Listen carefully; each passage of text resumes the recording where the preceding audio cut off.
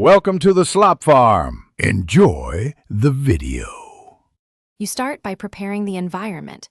Make a backup, confirm Java is up to date, and ensure you have operator rights or enabled cheats.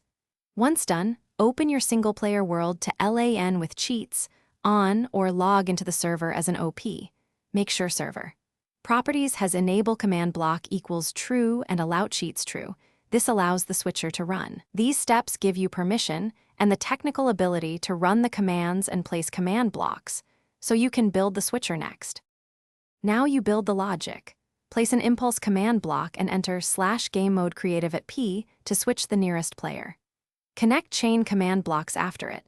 Set them to conditional and always active with /game mode survival at P, /game mode adventure at P, and /game mode spectator at P in the order you want to cycle.